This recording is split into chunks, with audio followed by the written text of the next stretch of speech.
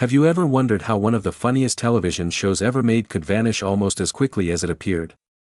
Imagine creating a sitcom so brilliant that people still quote it decades later, yet it produced only 12 episodes before the curtain closed. That's the strange and fascinating story of Fawlty Towers. It all began with a terrible hotel. Back in 1970, comedian John Cleese was filming Monty Python's Flying Circus in the seaside town of Torquay.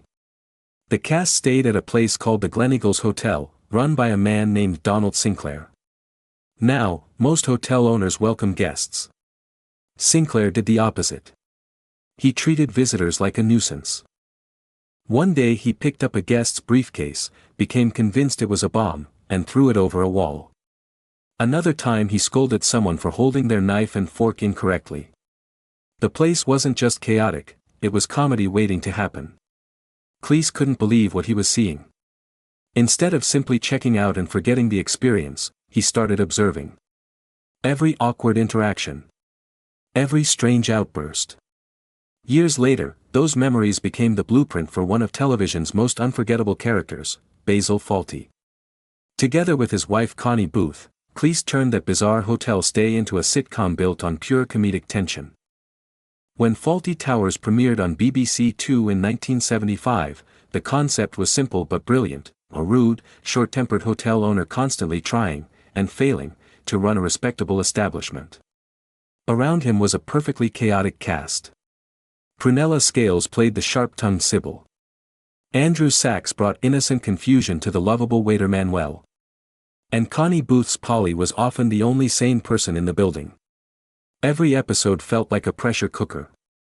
Basil wanted to impress wealthy guests and climb the social ladder, but his own temper sabotaged everything. Doors slammed. Lies spiraled out of control.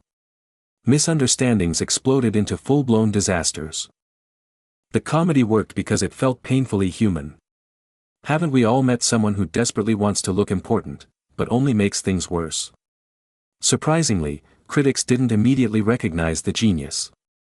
Some early reviews called the show chaotic or confusing.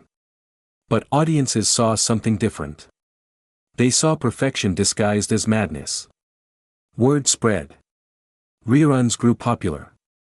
Eventually the BBC approved a second series, which arrived 4 years later in 1979. And then, it ended. Only 12 episodes were ever made.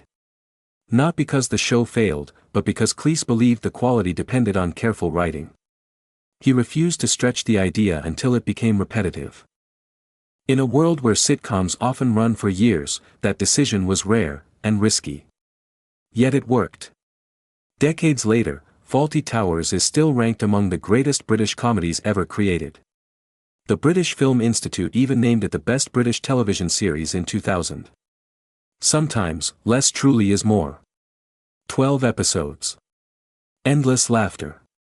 And maybe that's the real lesson hidden inside Basil Fawlty's chaotic hotel: greatness isn't measured by how long something lasts, but by how unforgettable it becomes.